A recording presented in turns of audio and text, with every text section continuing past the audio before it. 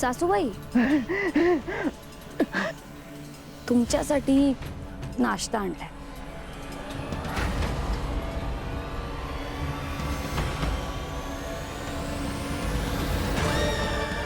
काय झालं? भीती वाटते? चहात काय मिसळलंस? विष. चहात मिसळलं तर होतं, पण विष नाही.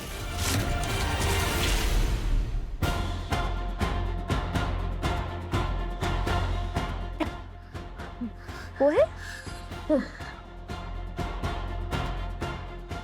नाही, नको. आता तुम्ही माझ्या हातचं काहीच खाणार नाही, हो ना? ठीक आहे, मीच खाते.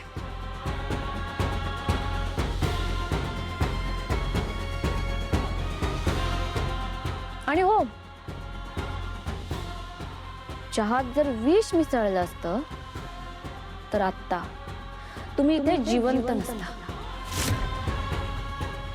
काळजी करू नका आई साहेब, जीवे मारणार नाही मी तुम्हाला. मी तुमच्यासारखी नाहीये ना. माणसांमध्ये आणि जनावरांमध्ये फरक असतो. माणसांना संवेदना असतात, हा, जनावरांना पण असतात, पण काही रानटी हिंस्र प्राणी कोणाचाही जीव घेऊ शकतात. पण अशा जनावरांचा अंत खूप वाईट होतो आई साहेब. हे तर तुम्हाला माहित असेल ना?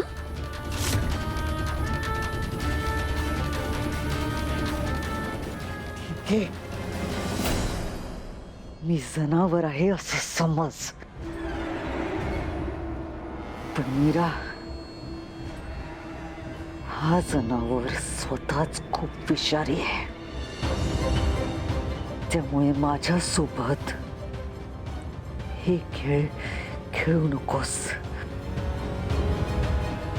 कारण मला काहीच होणार नाही.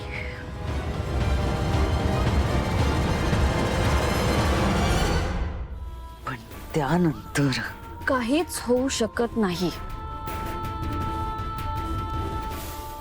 त्यावरनं आठवलं, बघू तो व्रण सगळ्यांसमोर छानपैकी लपवत आहे. सत्य लपवणं खूप छान जमतं ना तुम्हाला? काय म्हणत होतात? मला काहीही होऊ शकत नाही. मग हा व्रण कसा उठला? चापकाचा फटका पडला तरी काहीच झालं नाही का?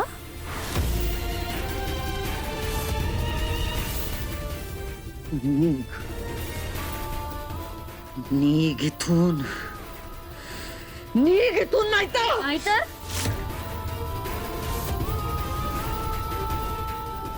काय आई साहेब?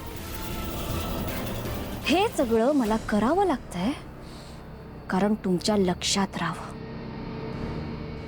यापुढे जर काही करायचा प्रयत्न केला तर मी कुठलीही हद्द पार करू शकते.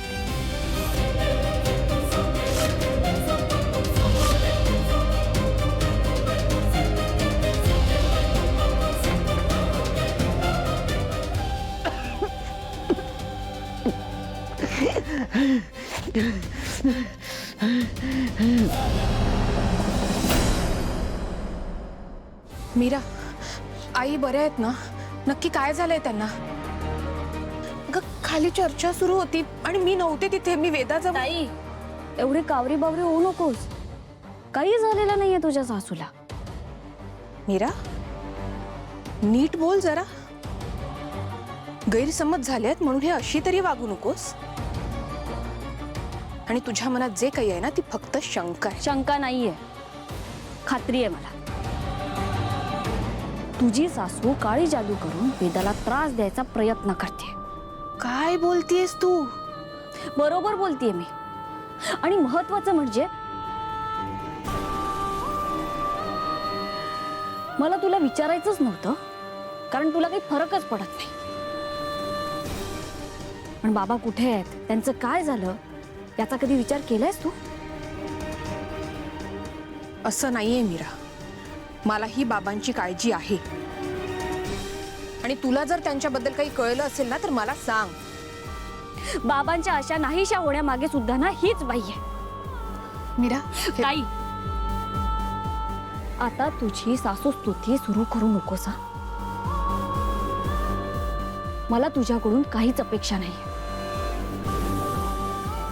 आता जे करायचंय ते मीच करेन.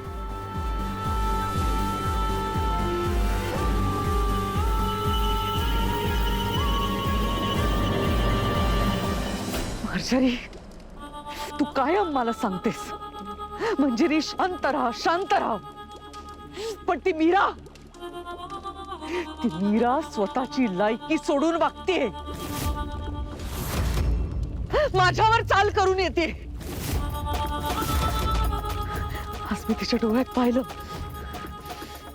भीती नव्हती, आव्हान होतं. कधी कधी वाटतं स्वतःचा सगळा धीर सोडावा आणि तिला मारून टाकावं. आणि चिर तारुण्याचं स्वप्न आपण स्वतःच्या हातानं जाळून टाकावं. आणि शतकानुशतके असं वृद्ध म्हणून जगायचंय का? चुकीचं पाऊल उचललं की आजपर्यंत केलेलं सगळं नियतीच्या पायाशी जाईल. मला कळतंय मार्जरी, पण त्या मुलीची हिंमत खूप वाढली आहे. माझ्या समोर, सगळ्यांसमोर ती मागे हटत नाहीये. त्याची हिंमत कुठून येते माहितीये? नवरा, तिचा नवरा, तिचं कुटुंब आणि ती जिच्यासाठी ममत्व मिरवतीये ती मुलगी वेदा. तीच तिची ताकद आणि कमजोरी. वेदा मरेल तेव्हा मीराचं अख्खं विश्व कोलमडून पडेल.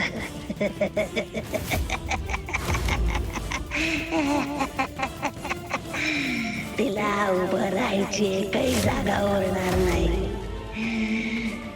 मीरा खूप चतुर आहे. म्हणजे रे, ती तुला तुझ्या ध्येयापासून विचलित करण्याचा प्रयत्न करते. नको त्या विवंचनेत अडकवते ती तुला. म्हणूनच म्हणते